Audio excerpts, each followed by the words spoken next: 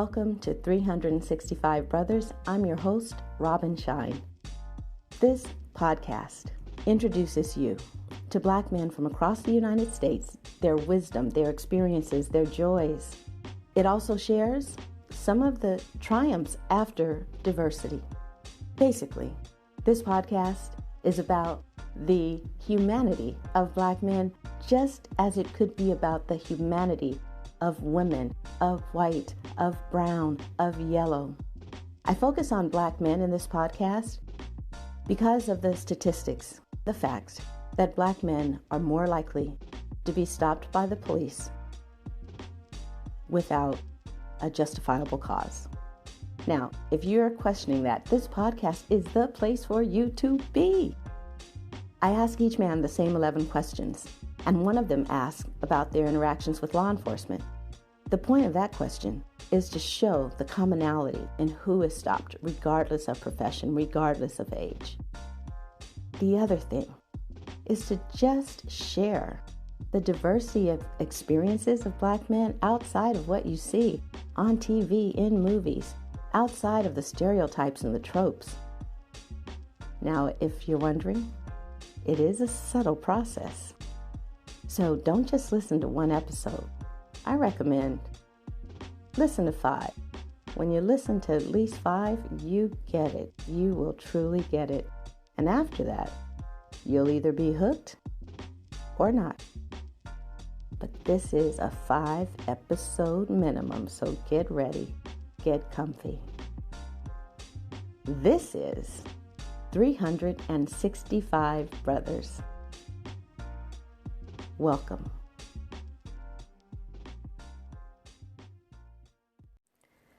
And dear listener, I did my very best to clean up the audio. Every now and again, you will hear that Don was outside and you may hear just a bit of wind in the background. I just wanted to let you know what that sound was. Mostly it's been cleaned up. Please don't let it get in the way of hearing this conversation, his wisdom, and his funny stories. You're going to love it. Enjoy. Today, we're speaking with a man of faith. He has been in ministry for 41 years and a pastor for 35 years, and also one of my uncles. We're speaking with Don A. Davis. Welcome, Don. Thank you. I am so glad to have you here. I can't wait for this discussion. I know my listeners are just going to be blessed by everything you have to say and entertained at the same time. I already know this. So, is there anything you want to say, Don, about yourself before we go into the questions? No, I just want to say I'm honored that I have an opportunity to express my voice through another vehicle. And I'm appreciative of the fact of what you're doing, and I think that it's going to be helpful not only to me from what you have done, but what you're doing now and what you're going to do in the future. Thank you so much. I am just ecstatic that I get to do this. That it was given to me to do, and I'm having fun and growing and learning so much from my conversations with Black men. So let's go ahead and drop into the questions. What's your favorite song now or all time? It depends on the day and the mood, what it is. But my favorite song in the last month and a half has been Les McCann's Let It Lay from Talk to the People. And why is that? Well, because what he describes in that, he describes the fact how the reason things mess up is because we get involved in it. If we just allow things to come as they naturally come, it'll happen the way it's supposed to happen.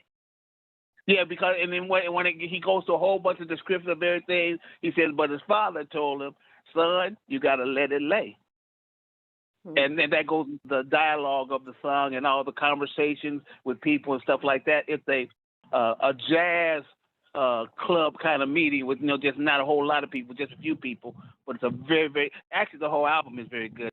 let it lay. It's something that if I had applied it in my life early, I wouldn't have gone through the things I've gone through, and I'd be in a lot better health and a lot better money. Mm-hmm. What's something that you, looking back, is something that you can see, man, I wish I could have let that lay? That's perfect setup. I was thinking about the things that really impressed me, but the thing that impressed me the most, and this is might be funny to you, but it's funny, haha. But when I was growing up, we used to in the summertime, we used to go to the school for our recreation and stuff like that, because that's how they kept us busy. And we lived on Orange Avenue, and around the corner was this family, the Small family. And the Small family was a whole lot of people, just like the Davis people were a whole lot of people. We are the ones that had a whole lot of people in our household. But the Smalls were very, very, very poor, had, the house was very, very dilapidated. And so therefore, I had an attitude of one-upmanship. So we were at the school, and the youngest one, there were several of them, but the youngest one was Arthur Small. And he was kind of unbathed, but we were friends. That's what we played with. But he was sitting down there. We're sitting on the outside lunch benches, and on his wrist you can see the stacks of mud. And so I rubbed it and said, "You need to go take a bath." And then there was this guy. His name was we called him Junebug, but his name was Beofa Spratt, who was a bully. Everybody tried to avoid him. And he saw the incident, so he came over to me, and I guess he said, "Well, I'm going to rescue this guy, Arthur." And he says, "What are you talking about? He got dirt. Go take a bath." He says, "Let me rub yours." And so he rubbed my wrist real hard until mud came. And so he says, "See, everybody has dirt." And so what that taught me is that, first of all, that even a bully has something to tell you that's going to help you, not hurt you. Mm.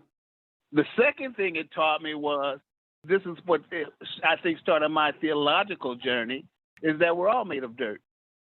It just taught me a lesson to say, first of all, your circumstances are not that much different than anybody else's circumstances. It's just a matter of opportunity that has come your way that makes it a little bit different. Right. Glad I asked. Yeah. And just the question about music brought up a childhood memory. What's a favorite childhood memory? I remember going to a football game. My brother Herman, if he weighed 140 pounds, it was because of the fact he got soaking wet and the sand stuck to him. Uh-huh. But he was a guard, an offensive guard for Poly. And I remember in that game, and it was against Wilson, he blocked this guy that was about 250, 260, and put him flat on his butt. What? And I can remember the crowd talking about, "That's a little monster." So when I grew up and was part of the clubs and fraternities and stuff like that, my nickname was Little Monster, because I always remember that incident. Huh. I like it. Okay, little monster. But it's Monster, MONSTA. All right. Awesome. Now, did you play sports? Yes, I was a football star at Poly. Matter of fact, and I have a record at Poly that will never be broken unless they change the rules. What's that? I ran the 100-yard dash in 9.9 in the 10th grade. They since eliminated the 100-yard dash, so therefore my record is going to stay there for eternity. That's right. They switched it to the 100 meters, right? That's correct. So therefore that record is going to stay there. Okay. And look, for people who are not from Southern California, they're listening, they don't know that to hold a record from Long Beach Poly, that's something. It means something out here. Awesome. Okay. Well, now Because Poly, the relay team always comes here for the Texas relays. Poly High School every other year. Good. No kidding. I did not know that Poly came out there. Yeah. And they usually win. And only one time that I've gone did they lose. and they only lost by a hair. Yeah, that's Long Beach Poly. Pretty much mostly everybody on both sides of my family are poly grads, and I had to go to Lakewood. Let's just leave that alone. Well, we still got to pray for you. Still got to pray for you. See, now people gonna really understand how serious and deep it is, because I've mentioned that in other episodes, but people don't realize you get teased if you come from a poly family and you don't go to poly. Let me ask you the next question. This one is about accomplishments, which have already come up, but now I'm going to ask you about two in particular. The accomplishment that means the most to you personally, and then the one that stands out to others that others will hear and go, oh, or wow. So let's start with the first. What is your favorite personal accomplishment? Well, I'm like your grandfather on your paternal side. Mm-hmm. Your grandfather was very, very educated, but he didn't have a, quote, college degree. I have a degree, but it's just a basic degree, and I didn't even intend to go any further. Mm-hmm. But when I got the vision for the church that I started here in Austin, and actually it was me and actually my second wife, Valerie. My first wife, it was just a couple of months and it was over with. But that's why I always consider Val my first wife. When we started the church, I was pushing my wife's education, in which she's very accomplished now. And we're still friends. When I started the church, I had a vision for the church. I was in San Antonio, just got out of the service, and God gave me a vision for Austin, Texas. Now, mind you, I've never been through Austin. I've just been through Austin. He gave me a vision for Austin and dealing with the south side of Austin and about how I was going to start the church and stuff like that. Didn't even know the ecclesiastical order and how to do things, stuff like that. But God was the one that inspired it. So I wrote the vision for the church. The name of the church was Sheer Foundation Fellowship. And anyway, in that church, I didn't want it to be a black church. I just wanted it to be a church. At that point, I didn't have a degree. I had an AA degree, but I didn't have anything else. My ex-wife was getting her master's. We had 2 people that had doctorate, 3 people that were trying to obtain their doctorate. We had 4 or 5 people that had their masters. But they chose me and allowed me to lead because of the vision that I had. So it was very unusual. And plus, our congregation was about 51% black, about 23% white, and the rest Hispanic. So it started off with diversity. It started off with the various things. And so I had an opportunity to lead a church, not based upon the letters behind my thing, but the vision and the anointing that God had given me.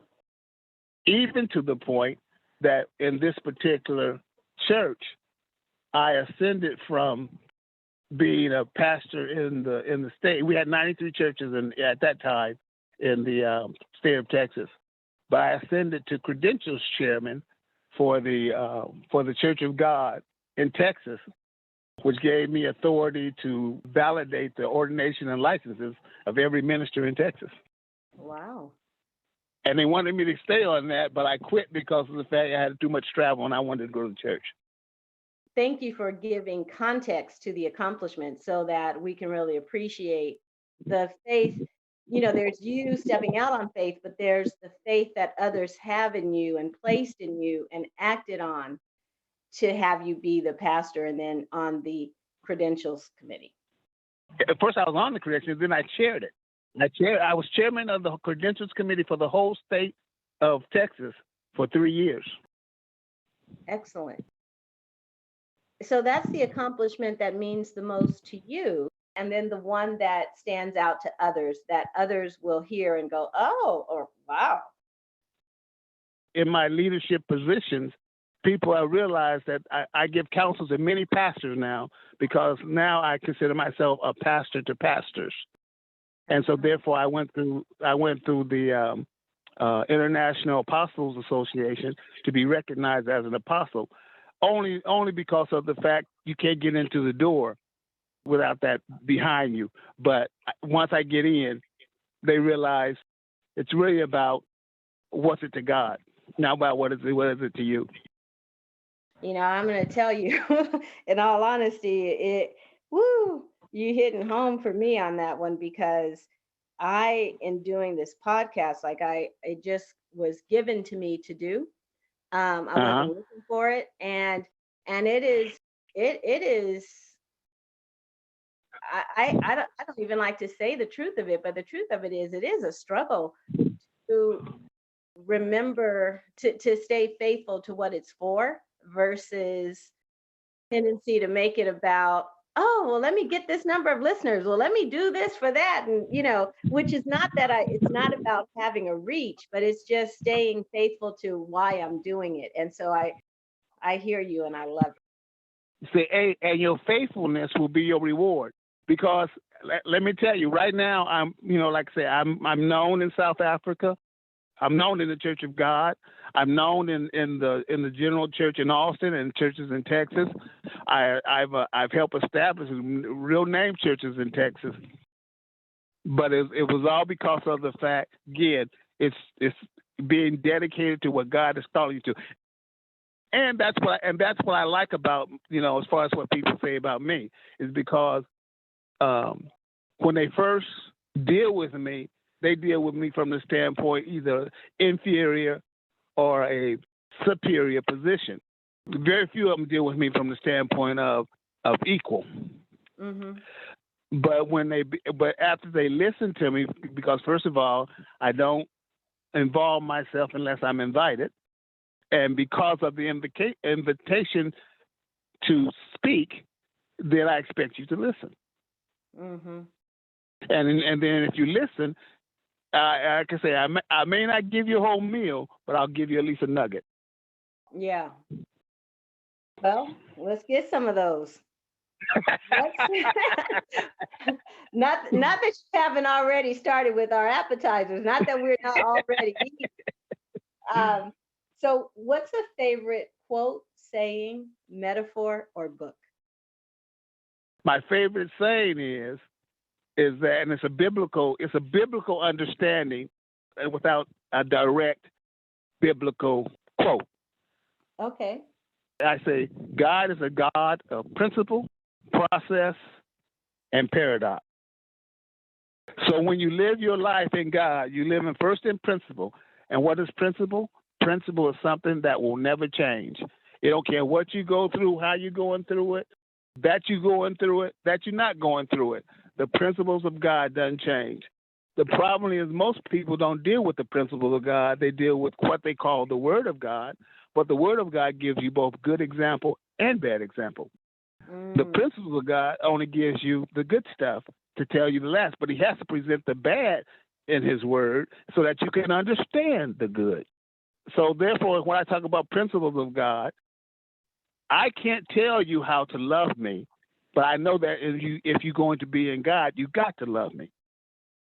That principle doesn't change. I can't tell you how you've got to live. I've got to only tell you that if you're going to live according to godly principles, you're going to have to live according to godly principles. And godly principles are so arrayed and infinite that just because I don't see it your way doesn't mean that you don't have God. The second one deals with the process. The process is, if you're going to go with God, do it decent and in order. Well, process is just the order of God. How you accomplish the things that God wants into you is a process. And no process is the same. Every process is different. You've got to go through the process God's had for you. Yep. So the principle is easy to understand because all you got to do is know what God's principles are. The process is easy because there's an order for you and you've got to follow order. If you notice, whenever you do things out of order, it always messes up.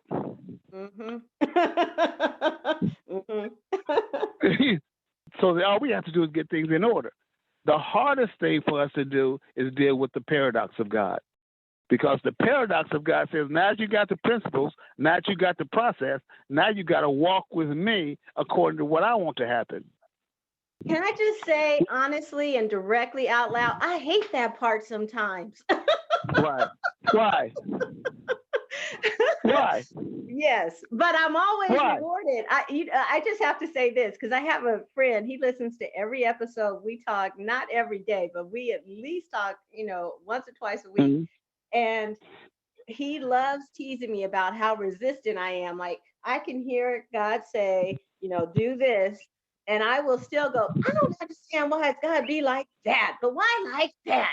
And now eventually I'm still gonna do it. But he just cracks up that I have the nerve to go. No, but again, I did not just not say that's the hardest thing is the paradox of God.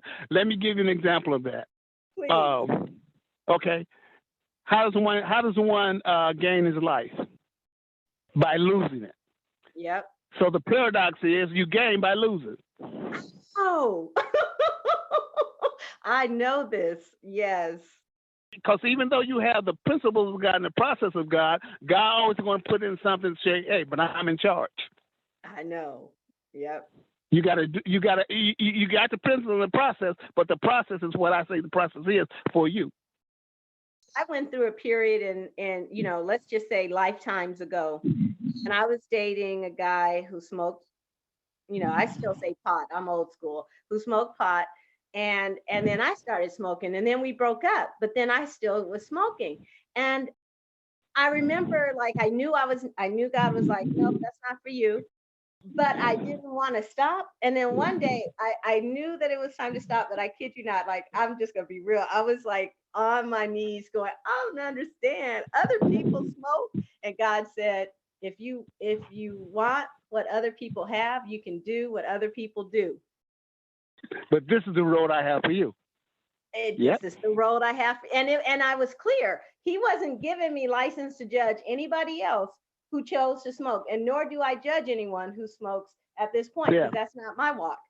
But I do get that it is not for me. And that's the only part that's my business.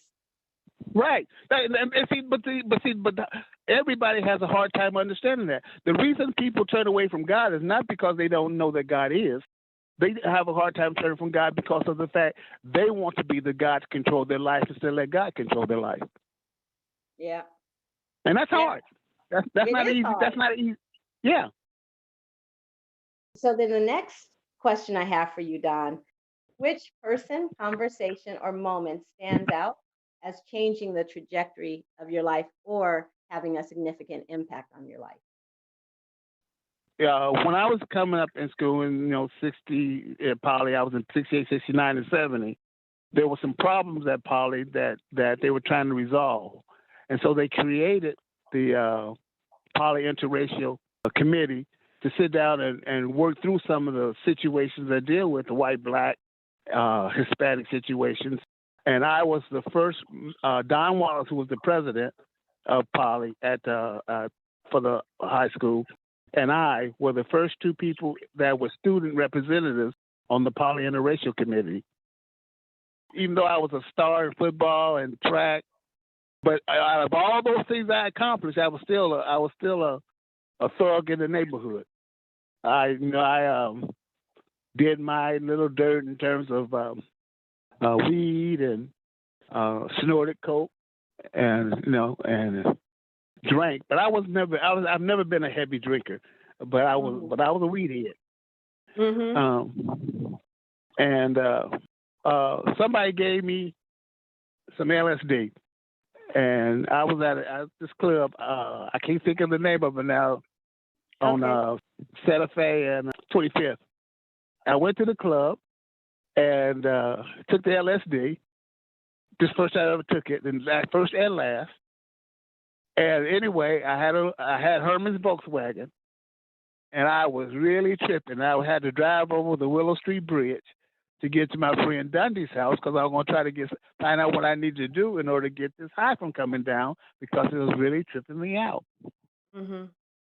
I got there at 2:00 in the morning, and instead of Dundee being, quote, my friend, now I'm kidding, I'm saying that for emphasis, He said, I ain't getting up. You need to get your butt home and talk to your sister, talk to your dad or somebody like that. I said, I can't tell them that I took some dope. Uh-huh. So I rolled over that bridge, went on home. It was only a 4-mile ride, but it seemed like it was 400 miles. I went in the house and Bobby was up. Barbara. And I said, I lied, because they want somebody slipped some LSD in my drink or something. He said, I'm really, really tripping, and I don't know what to do. And she said, Duh, I don't know what to do either. I'm not an LSD person. I take Red Devil. I said, I thought it was the same. Mm-hmm. By this time it's about 3:30 in the morning. She said, well, only thing I can tell you to do, you need to wake up Daddy and have him take you to the hospital. You can't see me, but my eyes are like, really? Uh-oh. And so anyway, so I knocked at the door. And when you knock at your mom and dad's door, if it's mom and dad, it ain't dad that's gonna get up. It's mom. And I said, I need Daddy to take me to the hospital because somebody slipped a Mickey on me and gave me some LSD or something. He said, I'm really, really tripping out. I'm tripping out. So my mother called my dad, T. Willis. Said, T. Willis, you need to get up and take Don to the hospital because he said somebody slipped a drink on him. And Dad said, well, no, Mickey, you go up, you go ahead and take him. And I got to get to go to work in another 2.5 hours. And so therefore, you go ahead and take him. Uh-huh. And we went to the hospital. They gave me the shot to make me get back lucid. And so I told my mother, I am so upset with Daddy. He don't love me. I'm having a need. I ain't never asked him for anything before except for a nickel or a dime. But this is more important, and he ain't only want to get up to take me to the hospital. I got up about 10 or 11 because, like I say, it was late when I got in and stuff like that. Daddy, Granddad was always in the backyard working whenever he was at home. He came in from the backyard, and I was ironing my shirt because I always kept myself real. I'm like Bobby. Everything had to be in place. He came up to me and said, your mother said you had a problem with me. And now I'm mad at Mama. Why she have to tell you that? I was thinking in my head. I said, yeah, I was mad at you because here it is. I'm having this problem, and I don't know. I don't really know what's going to happen, and you don't even take the time to get up and take me to the hospital. He said, first of all, what you told me is not the truth. I don't believe somebody slipped your Mickey. He said, no. He said, me not believing you is not a reason for me not to take you. Uh-huh. But I just want to let you know that, first of all, we ain't going to start this stuff off with a lie. Okay. He said, second of all, I had to go to work in another 2.5 hours. Now, I would have taken you to the hospital. Your mother would have been here worried all the time about what was happening with her son, which she could have found out right after the doctor came out of the hospital after she gave you the shot that you was okay. He said, so therefore, I was able to go to work. And your mother would be satisfied that everything's okay an hour or two earlier than she would have found out if she would have stayed at home. Uh-huh. Now, what can I say? Right. I knew everything he said was right. I like that. My daddy was respected. So that's the person that has influence in my life, and that's the incident. But one of the things that I really love is how your mom was not trying to play games and keep that from your father. And that's correct. That there was going to be clear and straight communication, and we're all going to be. I just love that, Yeah. And then, and I say your mom, my grandmother, but in that context. But then I also love how straight. Like I actually have a better understanding of even how my dad is the way he was about being straight. Why all of you guys are just straight. because you had Yeah. that example. Yep. Yeah, that's great. Lovely. So, Yep. a moment or an event that highlights your experience as a Black man in the United States. Because again, you remember my philosophy, I want to build a church, not a black church. I wrote a poem, and it's too long to go with you now, about February. And when I talked about February, why I liked February, I liked February because of the fact it was the shortest month of the year, but it had so much significance to life. I said, because in February you have, and I started off with the little things, you have Valentine's Day. February also has we call it President's Day, but originally it was because it was February the 12th and February the 22nd. And that was because of George Washington's birthday and Abraham Lincoln's birthday. And even though this is wrongly said, but it was how it was said, Abraham freed the slaves. That was not his real intent. But that's another subject, another day. That Abraham Lincoln emancipated black people, at least by his written word, not by his actual actions. And George Washington was our first president. And even though George Washington had his problems, he still was a good example in terms of only 2 terms, making sure we're not we're not setting up a kingdom. All the things that Donald Trump is trying to obliterate now. I said, and second of all, the most important thing about February, it is so important that even though the other month has their date, February is so important that every 4 years you got to say, I'm going to go out of line to get this thing lined up. So you have the leap year in terms of making sure that something extra is put in so that we can get ourselves back in balance. So in writing that poem, and that's what there was a long poem, it's actually long prose. But what I said was, and then it got to the point what I was really talking about. February is also the time of Black History Day that turned into a week that now becomes a month. I wish it would continue its principle and that it lasts the whole year. That it's just part of our history and not separated as a different history. Because if it was a part of our history, then it'd go along with all the things, and so we'll learn stuff. Because, like I say, if I choose to be absent in February, we ain't going to learn nothing about the black person. So I just want to be able to be black enough to where my history is important in October the 15th, as well as in February. It doesn't matter. People in my church, especially white people, used to say, I was afraid of you because I thought you were so prejudiced because some of the things you used to say. And I said, and so what have you learned since you're saying it that way? They say, all of them said, I've learned that you tell the truth, and the truth is something that has to be processed because everybody don't just take the truth right at hand. They've got to process it to get an understanding of it. But I used to always tell people, and I tell my sons are like Valerie and like you, and I'll tell you, and I'll explain it, and then you'll have an understanding. Okay. I used to tell my sons that I am a bird and not a cat. I say, now, everybody consider cats as beautiful creatures, and most people consider birds as beautiful creatures. I said, but look at the difference between a cat and a bird. A cat don't care what kind of cat you are.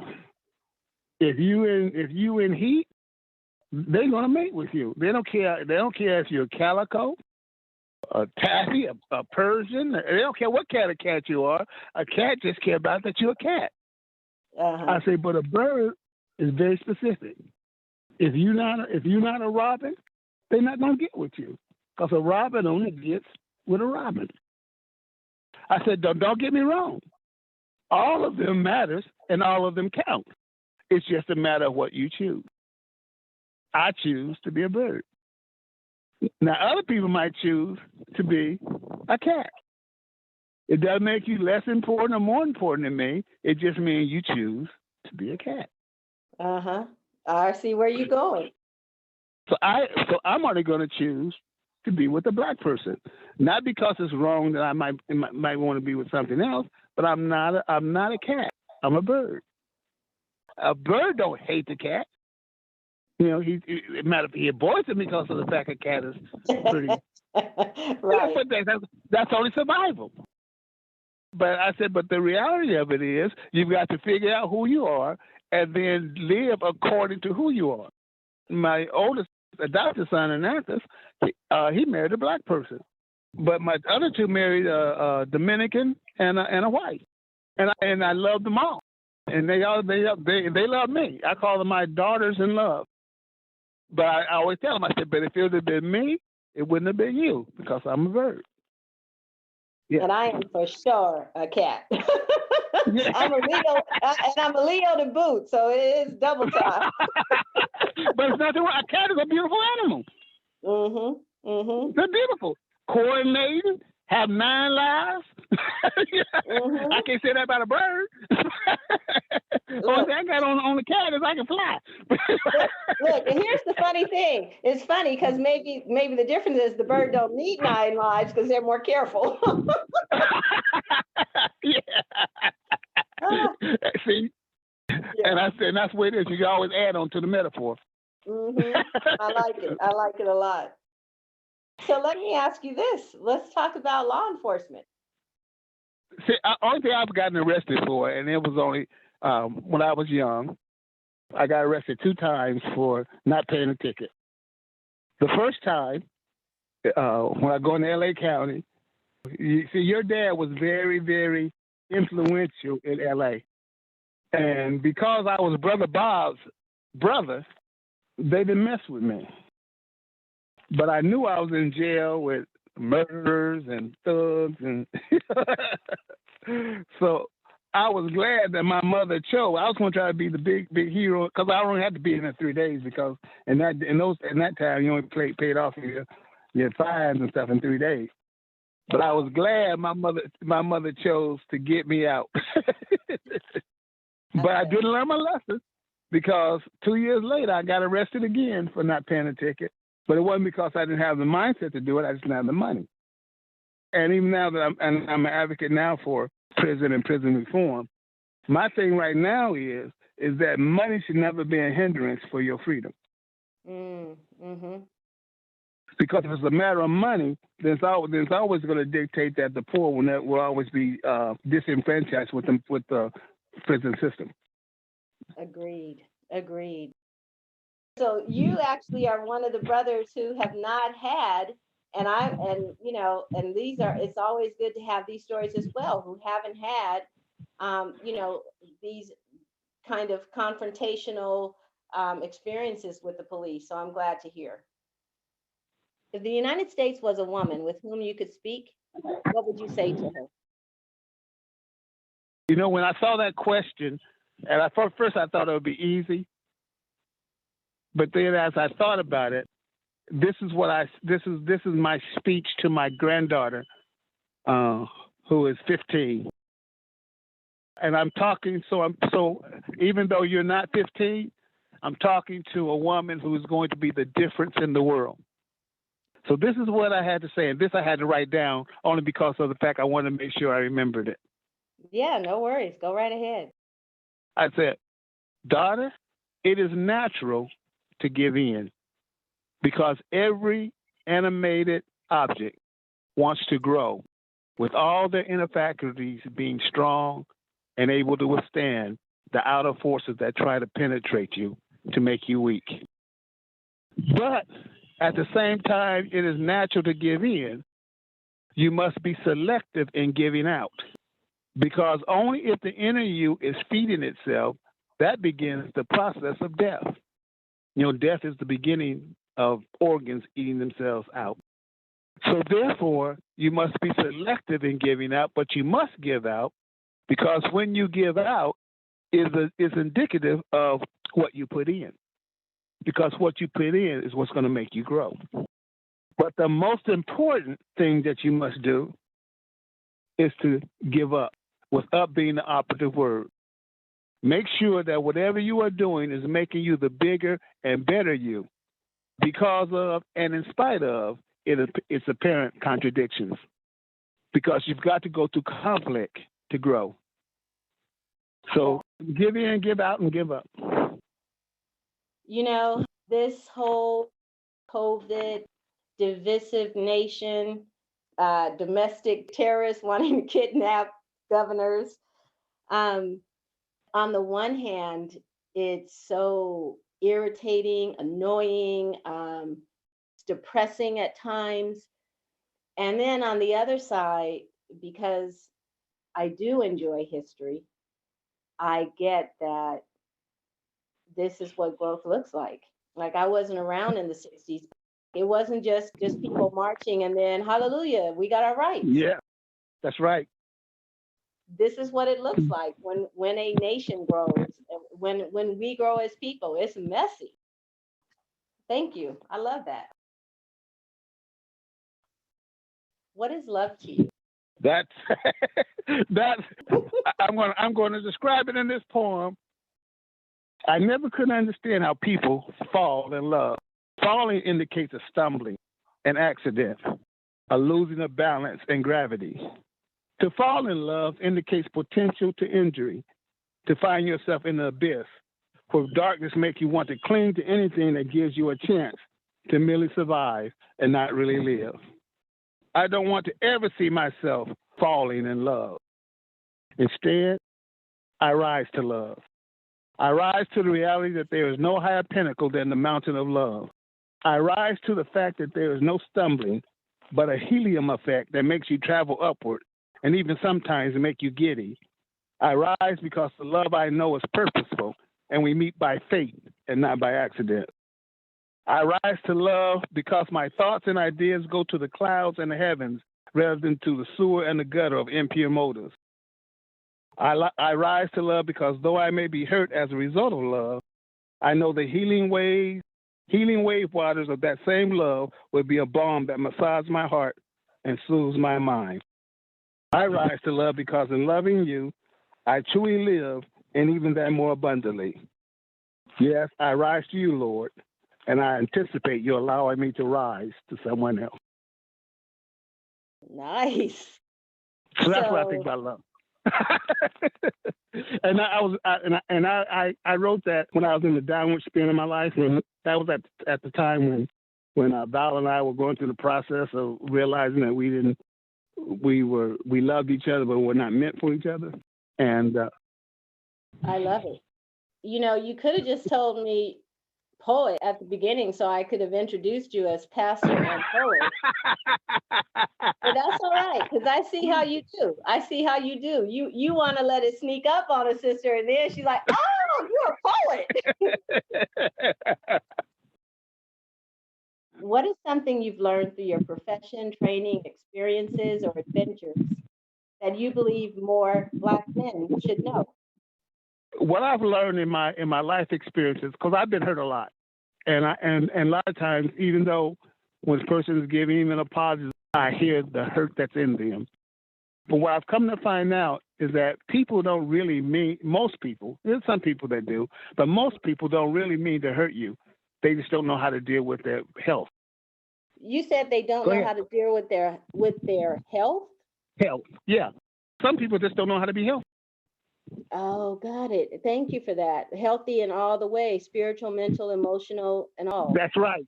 That's right. Right. Sometimes hurting people helps people. And if you're helping them, then that hurt is not going to last long.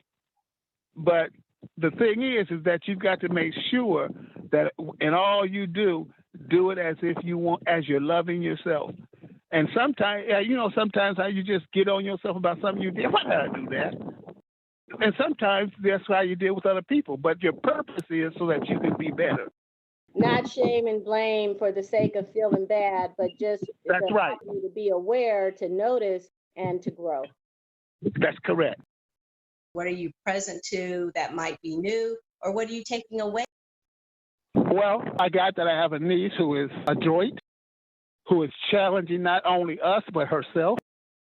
I got a better connectiveness of you. I told you family was important to me. Thank you so much, Don. This has been not only a great connection, conversation, but I just really appreciate how you marry vision, wisdom, and words to inspire and encourage others. Please continue to do that. I know you will. Thank you. Thank you for listening to 365 Brothers. I certainly hope you enjoyed the episode. I encourage you to subscribe. Please leave a review. I want to know what you think. Also, if you know someone who would be a fantastic guest for 365 Brothers, please direct them to our website, 365brothers.com. You'll also find all the episodes there, 365brothers.com, and your support is welcome. And remember, to listen is to love.